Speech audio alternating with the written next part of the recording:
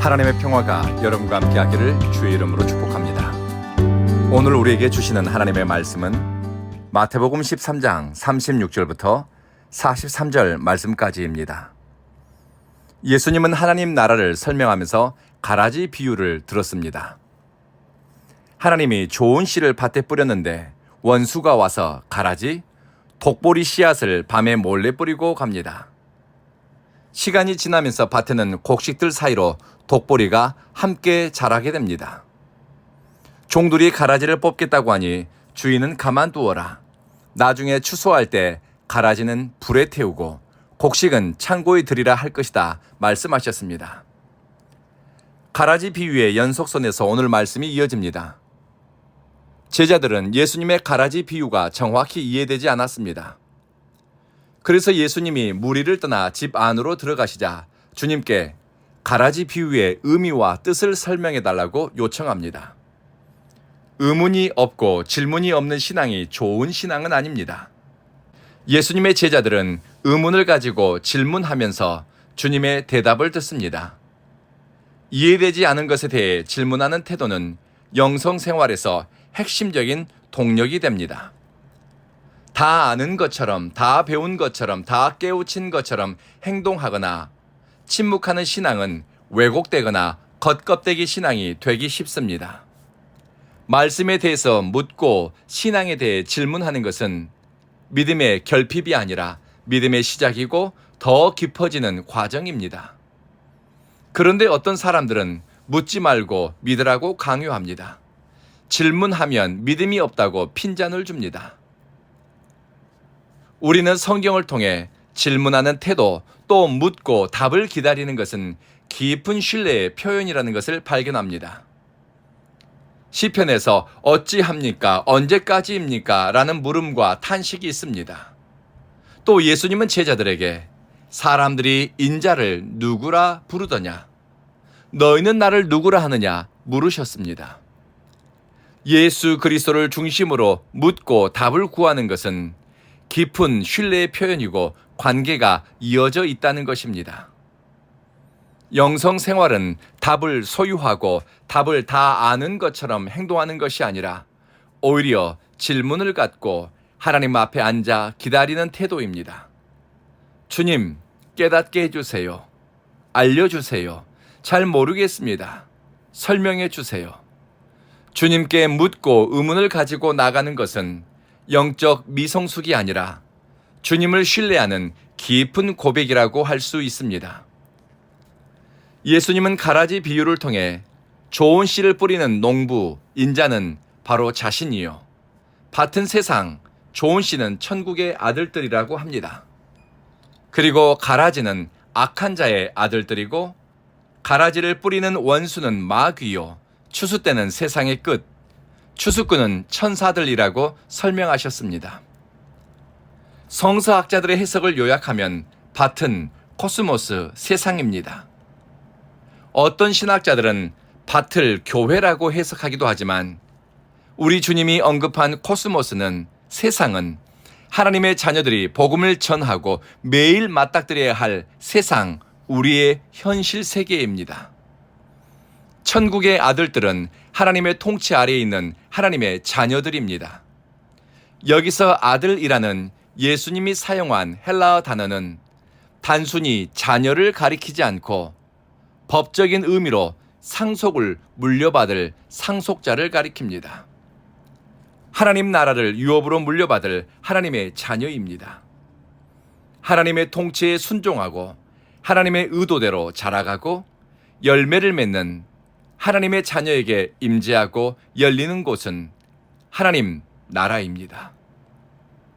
예수님은 이들을 의인이라 칭하셨는데 하나님 아버지 나라에서 이 사람들은 해와 같이 빛날 것이라 말씀하셨습니다. 이들이 바라는 빛과 관련해 예수님은 에크라는 단어를 사용하셨는데 내부에서 밖으로 빛이 뿜어져 나가는 빛남을 가리킵니다.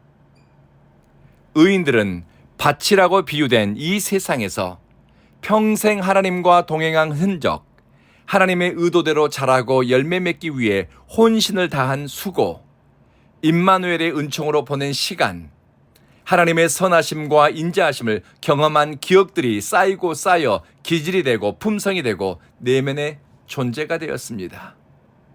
그러니 무엇인가 새로운 것을 걸치지 않아도 장신구와 액세서리로 꾸미지 않아도 하나님 나라에서는 그 빛이 아우라처럼 뿜어져 나옵니다. 이 세상에서는 그들의 빛난과 거룩한 영광이 가리워졌거나 또 사람들은 그들이 하나님을 닮아간 흔적과 헌신되고 충성된 삶을 알지 못하고 인정하지 않을 수도 있습니다. 하지만 하나님께서 옳다 인정하시고 가까이 부르신 사람은 주님 나라에서는 숨김없이 빛나고 찬란한 존재로 빛을 발할 것입니다. 주님이 그들의 삶을, 열매를, 믿음의 싸움의 흔적을 인정해 주십니다. 그러니 하나님의 자녀는 그 때를 소망하면서 세상은 알아주지 않아도 침묵하고 드러나지 않아도 하나님의 시간을 기다립니다. 예수님이 언급한 악한 자의 아들들은 마귀의 의도대로 움직이고 마귀의 기질을 닮아 불법을 행하고 모든 넘어지게 하는 일에 능숙한 사람을 가리킵니다. 마귀는 말 그대로 중상하는 자, 모략하고 비난하고 이간질시키는 자입니다. 요한계시록 12장에서 마귀는 우리 형제들을 하나님 앞에서 참소하는 자라고 부릅니다. 마귀는 입만 열면 선한 것을 오염시키고 거룩한 가치를 폄훼합니다. 하나님의 말씀과 의도를 왜곡시키고 엉겅퀴와 가시처럼 하나님의 아들들의 길과 삶을 찔러댑니다. 주님은 악한 자의 자녀들의 특징이 넘어지게 하는 것과 불법을 행하는 것이라고 언급합니다. 넘어지게 하는 것은 덫이나 올가밀로와 사람을 넘어지게 하는 장애물을 놓는 것을 뜻합니다. 악한 마음을 가진 사람은 실족해하고 거리끼게 하는 일에 능숙합니다.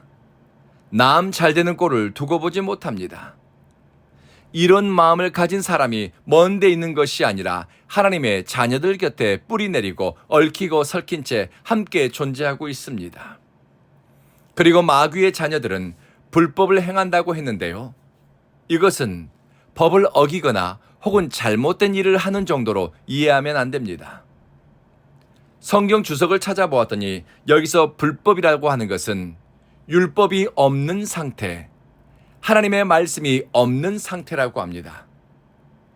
불법을 행하는 자는 하나님의 의도와 통치의 기반인 성경 말씀에 대해서 무지하거나 그것을 왜곡, 조작, 가치를 무너뜨립니다. 하나님의 통치 기반이며 신앙의 원리인 하나님의 말씀을 뒤흔듭니다. 에덴 동산에서 뱀의 형상으로 나타난 사탄이 하와를 유혹할 때 하나님의 말씀의 가치를 왜곡시키고 하와도 하나님의 말씀을 인위적으로 자기 주관적으로 조작하거나 생략했습니다.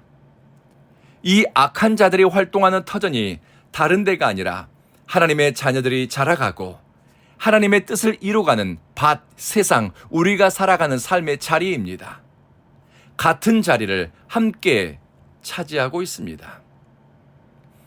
하나님 나라는 유토피아, 파라다이스처럼 멋지고 근사해야 하는 것이 아닌가요? 생각할 수도 있습니다.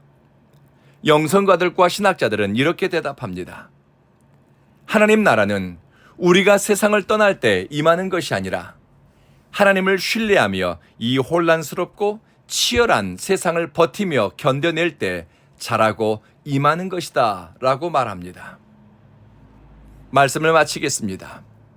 하나님에 대한 알미나 지식이 없으면서도 말씀을 배우지 않고 자신의 경험이나 막연한 추측을 신앙의 지침으로 삼고 살아간다면 어느 순간 불법을 행하는 자의 길에 설 수도 있습니다. 그러니 하나님을 바로 알기 위해 말씀과 기도에 열심을 내기 위해 뜻을 세웁시다. 그리고 하나님의 사랑과 한결같음을 경험하면서 우리 내면에 하나님의 속성과 성품이 자라고 채워지기를 열망합시다. 좋은 열매를 맺기 위한 열심을 냈지만 인정받지 못해 낙심할 수 있고 찌르는 가시 같은 사람이나 엉겅퀴 같은 상황 때문에 잘 하다가 주저앉는 경우도 생길 수 있습니다. 가라지만 있는 것 아닙니다. 우리 주변에는 좋은 알곡 같은 사람이 생각보다 많습니다. 함께 믿음의 길을 동행하고 더불어 믿음의 성장을 할 수 있는 좋은 인연을 위해서도 기도합시다. 가라지와 좋은 곡식이 혼재한 세상 가운데 중심을 잃지 않고 끝까지 선한 싸움을 다하며 좋은 열매로 주님 앞에 설 때까지 참고 인내할 의지도 구합시다. 세상의 칭찬과 인정이 없어도 우리는 주님 나라에서 찬란하게 빛나고 영광스럽게 존재할 순간을 바라보면서 오늘을 살아가지 않겠습니까? 기도하겠습니다.